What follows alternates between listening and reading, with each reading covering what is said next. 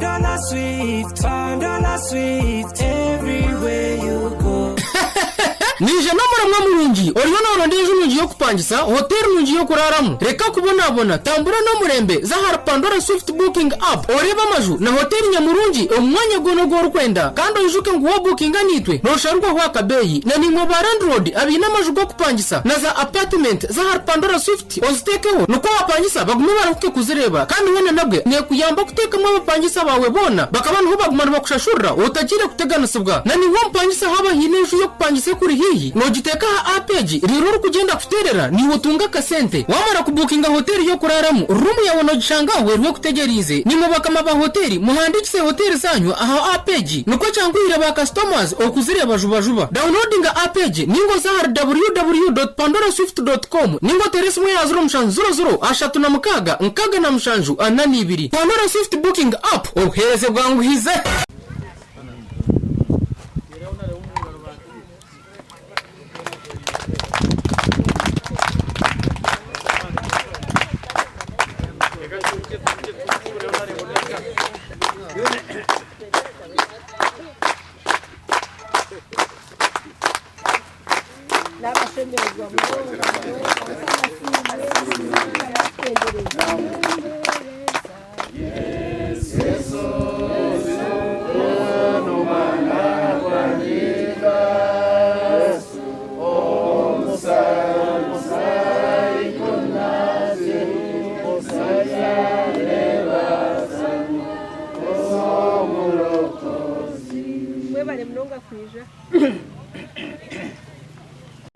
To communicate my thoughts and the reason why I called you, and I thank you that you're able to make it and share my views and my thoughts about the whole process.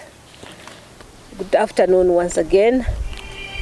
My name is Hon.Ruth Rujoki Mushabe, and currently I'm the NRM flag bearer for Woman MP Chirura District. Ladies and gentlemen of the media, fellow citizens of Chirura, supporters from across the district, I take this opportunity to humbly and sincerely thank the NRM party chairman, His Excellency the President, Yoweri Kaguta Museveni, the District Executive Committee of Chirura, led by the chairperson of the party and his team, for organizing and overseeing a peaceful, transparent and democratic election. I also extend my heartfelt gratitude to the people of Chirura for entrusting me with the flag as a woman member of parliament for Chirura district. This election has proven that Chirura stands for democracy, order and peace. We held a clean, free and fair election, free of violence or chaos, despite a few challenges here and there that will be dissolved with time. I commend our communities, electoral officials and the security teams. As a reminder, Chirura district has 2 constituencies and 14 sub-counties. Nyabushozi has 12 sub-counties and Kashonji has 2 sub-counties. I'm proud to report that I gained massive support from 8 sub-counties of the 12 Nyabushozi, representing 67%. And I also won 1 out of the 2 sub-counties in Kashonji, representing 50% of the Kashonji vote.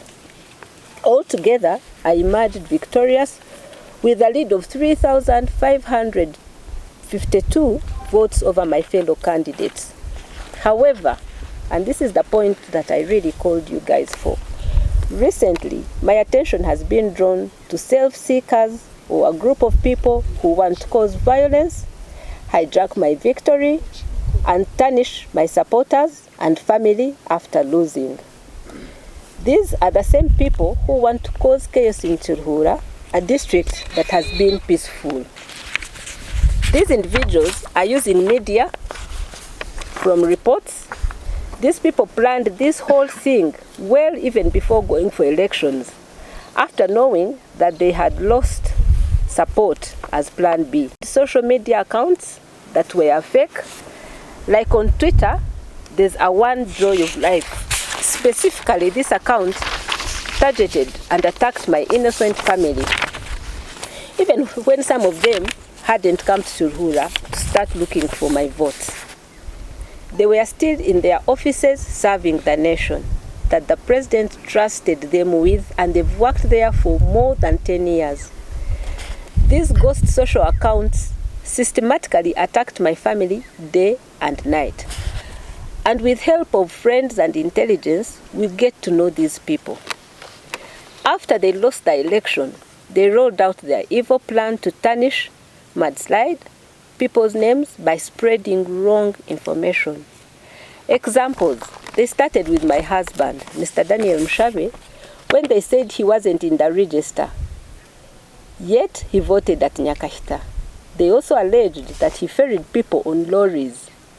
But here is the register, and if you have time, we'll look at the register on my phone. I have a soft copy showing that my husband is actually a registered member of NRM in that area. My husband's lawyers have taken action over defamation, and I'll call you again to tell you how it ended. They also targeted my brother, Musinguzi, claiming that he heads a big organization in the country and was pulling people from voting lines. They paraded a person from Chitura called Edson Rwamuruma. I think you have seen the clips going around, who said that Musinguzi pulled him from the line, harassed him, pulled him to the ground, and forced him to vote for me, causing injuries on his left arm, and stole 20 million from his shop in Chitura. That man may never have seen Musinguzi, or may not even know how he looks like, maybe from TV. But because his name is a soft target, they decided to bring him up in their lies. Musinguzi was never in Chitura on polling day. The farthest he has been is the Tale Center in Churhue. My team visited Chitura and found out the man got injuries while drunk on a border before elections. He is known, and I have eyewitnesses some of them are here, who know how he attained those injuries. But he was paid, paraded to tarnish my brother's name. Action is going to be taken against him as an individual, not as a mass protest. As him, as Rwamuruma, is going to be taken to courts of law to substantiate his claims. They also alleged that my brother, James Mushere, went to Kashonji with soldiers and put people at gunpoint while giving out money on polling day. The picture circulated by my opponent's agents on X, former Twitter, with a bag of money placed down was actually from Kapchora, not Surhur. If you people in the news have seen those happenings in Kapchora, you will relate the pictures. My brother is not a soldier and does not own a firearm. How can a civilian command soldiers? In fact, they allege that someone reported my brother to police for putting him or her at gunpoint. The in charge of Kashonji, OC, can testify whether they received any such a case against my brother. The truth is that it was my opponent's men, in particular Ivan Charata, also known as Tsime Evans, that kidnapped my agent. My brother went to the police and reported. The DPC deployed police commanded by OC of Kashonji, and the army reinforced, led by one Lieutenant Ronald, who apprehended Ivan. He was kidnapping my agents from polling stations, was released after being cautioned. The OC and UPDF lieutenant, I hope, will be called when the investigations begin to give their side of the story. The reckless lies are dangerous to our society, especially if they are being orchestrated by a supposedly respectable member of parliament that represents our lovely district and is twisting stories and publicly lying. They also attacked my sister, alleging that she was driving a government car, and you have seen it around in the social media, giving out money. My sister's car has no government number plates. The one she was using was her private car, and she was never anywhere giving out money. The picture of the government vehicle seen moving around polling stations giving out money was actually used by my opponent's agents and relatives who are not even officials of that office. Authorities tasked the person who was driving that car, and he has confessed who was driving it, who gave him the car, and justice will take its own course, and the people responsible will be answerable. I don't need to dwell further on many examples that were given and were all lies. Finally, they have launched an attack on registrars where they lost. My opponent had a stamp for her agents to stamp and sign each DRA form. We have all DRA forms with my opponent's signature and stamps, confirming that agents signed according to the votes cast. We do, however, have complaints from places like Akageti and Chera, where I had massive support, but some people were stopped from voting. Any queries on the votes tally are being handled by the tribunal and not media, and not by exciting people. My final message. The main reason I'm addressing you today is to show how people tarnish other people's names and families after losing an election. This election wasn't a do or die affair. Let us be human. I call upon everyone to remain calm, united, and stand for a united Turhur. Victory is ours. No one will take it away from me or from you, my supporters, because we had a peaceful election, and it is wrong to tell lies about people. We have instructed our lawyers that everybody who defamed, tarnished anyone's name, family or not, will be dealt with in accordance with the law. We want to ensure that Turhura remains peaceful, truthful, free from hired liars. And that is why I'm going to make sure I pursue this to its logical conclusion. We have a good government led by President Museveni that respects the law. Our president is committed to investigations and will always look and seek the truth on the ground, not online. I pray that my supporters remain firm, united, and those who are angry with each other, please forgive. Do not allow distractions. These are meant to distract us from what we intend to achieve. And to all of you who are involved in malice and tarnishing other people, please stop. The law will catch up with you. It's time to unite and develop our district. I'm going to work for everyone, and I ask those that did not support me, please do, because I represent the NRM party. We shall work together, whether you voted for me or not, if we have our district at heart.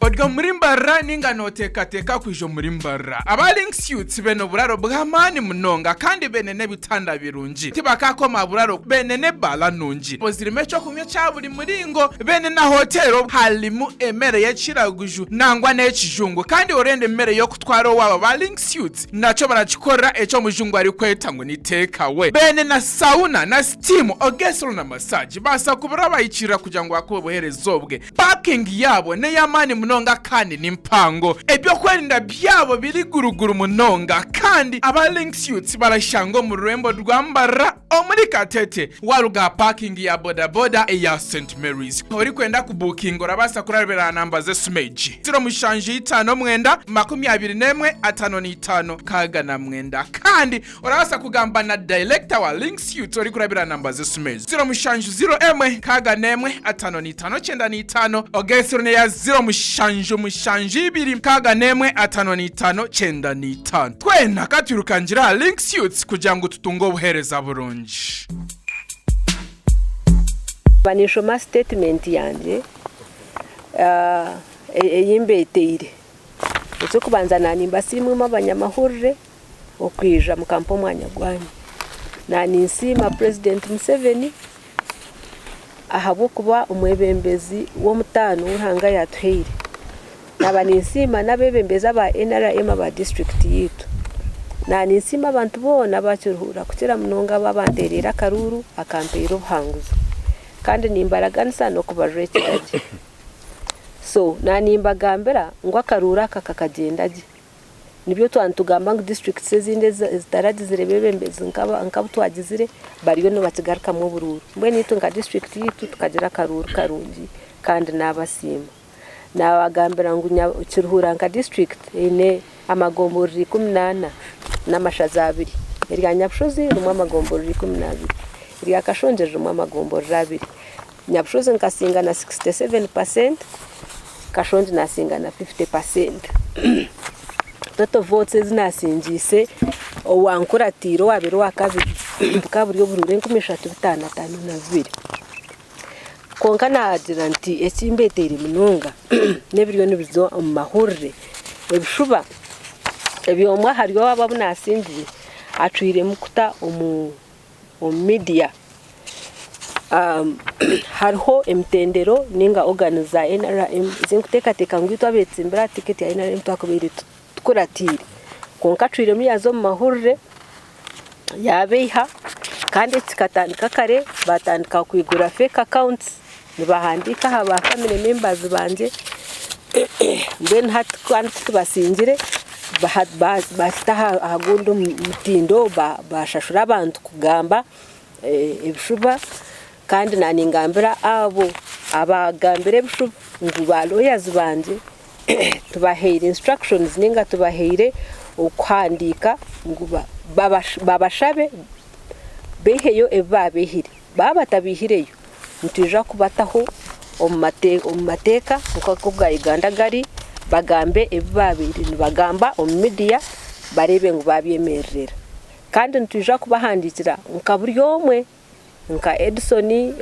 Rwamujuma wa Rwomujuma no wa Rwemamba yes nkawe twija kugira ngo njira kutwara ombahagizi apana buri muntu ine kiyagambere neja kutemerera omumbuga z'amateka bakagamba ho nemotoka naje bashomere namba nemwe mwagirebire ibabere nibagira ngo ya murumuna wanje ahubwo kuba nakora mu office ya president kandi motoka ejo ikabera mu bobenye nabagiteira mu mahuru nibo yabere netwara nebyabere nibukorura mu nebyabo kunga hariho office ezuru kuvunanizwe ibintu ebyo kandi batandikira umurimo gwabo bahandika na hari banyanyazi bombi musinguzi na musheruje kunga ngo kunabagambera byagiro mu mbuga z'amateka nahabwe cyo abukikwitseho nibeja kuvuza umumbuga z'amateka ntika amazima nko kugari ninyija kubetaha ningaruka nimbagambera okubigenzere aha mheru nani ngamba haba registrars abo bari kugira ngo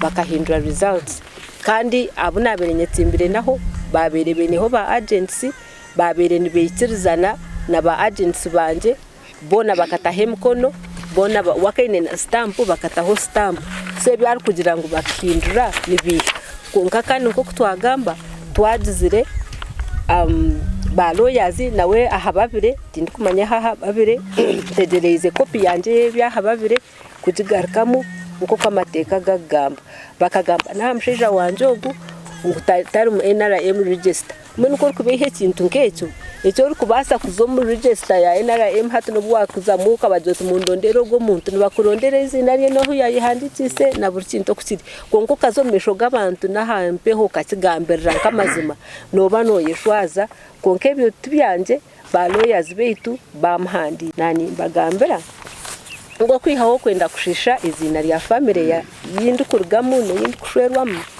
turiyo mu cicweka cy'abantu bari kutumanya nubamanye ekiko basa kurugom komu nekitari kubasa hariho bituri kutina kandi by'abantu bakutujura president yaheze myaka eri kurengana 20 n'eri kurenga muri 10 nakora nabana bo mukomu nabwo icyo tindi kuhamya ngo ebishuba byabo nibija kuhindura cyango okwihaho nanintekwa kwija kusigambira kuba twaguma ntureka abantu nibabeha nukubo mugenderano nibagira ngo gwabeha konka shinkija kwerra abana bene kwega ngo batabeha nambwe nabanta baba abuthandikire abantu se kinomu twija kutwara ngo bakaba yabahagize apana Edison agamba kuba mukurire Evans agamba kuba muteri hariho za polisi hariho cyarayibegwira umushango so twine ku ekibuku cyangira nko kukiri aha mheru nasima president nasima abanyakiruhura kandi nabahamiza ngo muntu omutoire ineta kuremuza enshonga yo no kwerkwije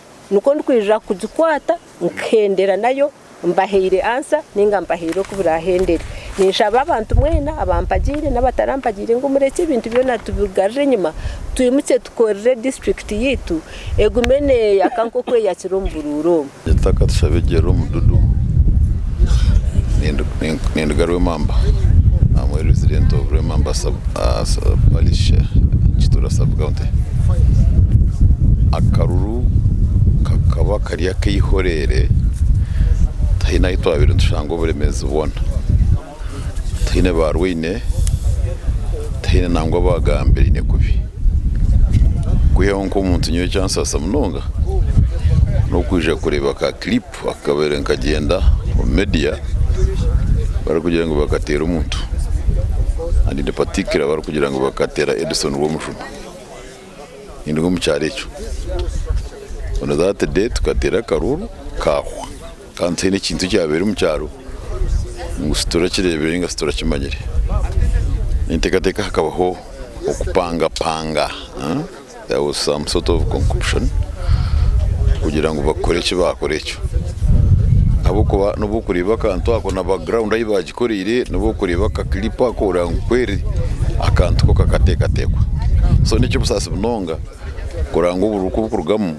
kandi haza homuzi ningo muringo gundi gukwenda garuka kandi kushisha imito y'abantu kandi babere bagizire kucira kandi bakabati kureberona so okutwara hamwe ahantu hona inabiri ni manyage na munongo mugombora yitu ya kitura akaruru kakagenda je tene muntu wakwatsirwa mukono tene wanyurirwe kandi ubwo bagamba nguru myanya wananka myanya wa rusi icyo mugishamu rujyo ni manya personal nko muntu namuhera n'imyaka yire mununga tingagaragaga kumureba kandi uko program bajyango akakururia umwana wagwira hansi na piki evidence ruho nabamuhira bakamutwara mu rwaru baruho mbona ikintangaza kinyoreka ngo ningira bamwejo nisaha kugira ngo nko jezaine abe nicyo yakora atyo azanye nko muntu ninjujumira n'ikintu kibiti kikwasa kumbeka abantu kandi tishimiye kuba kigumiza munyenzi kwatikine n'ubururu akaruru kituka kituranke gomborra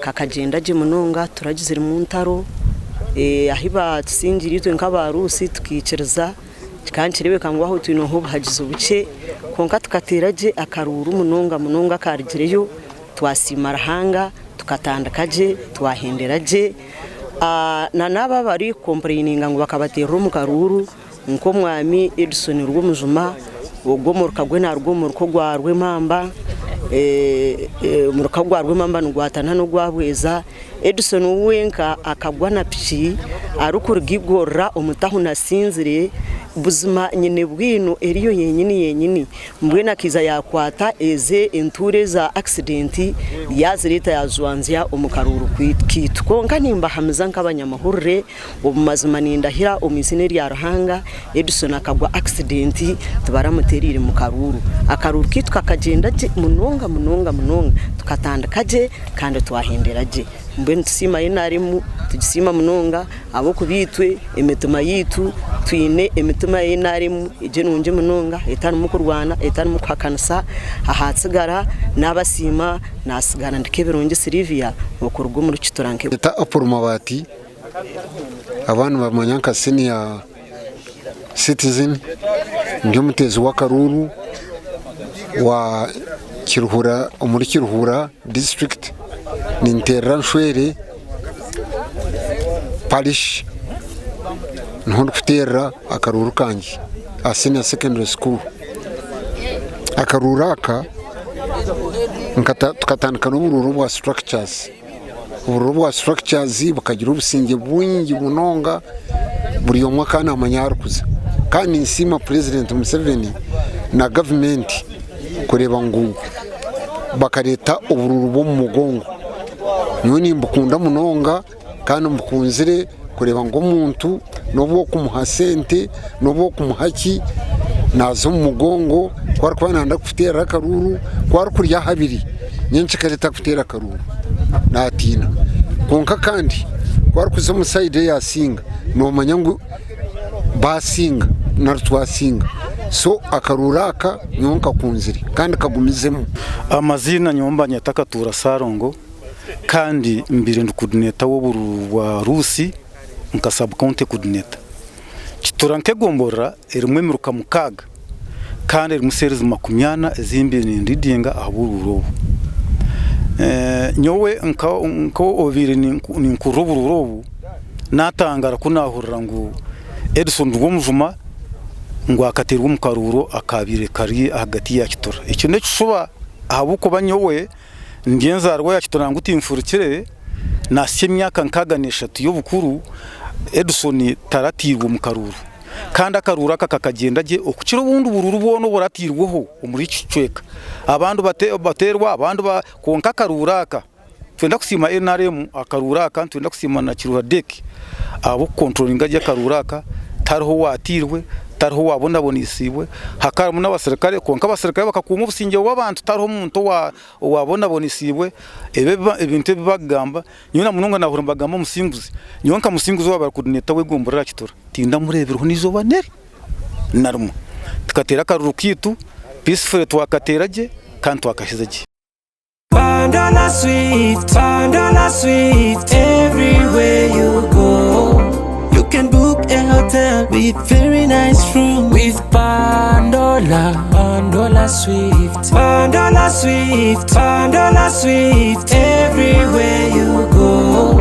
You can get a rental in the apartment with Pandola Swift. Yes, with Pandola Swift, you can book your accommodation or search for a rental unit in any place of your choice all across Uganda and Africa using the Pandola Swift app. Download the Pandola Swift app to enjoy our service or visit us on www.pandolaswift.com or contact us on 0700 366 742 and 0788 559 407. Remember, booking online comes with a discount. Think fast, think Pandola.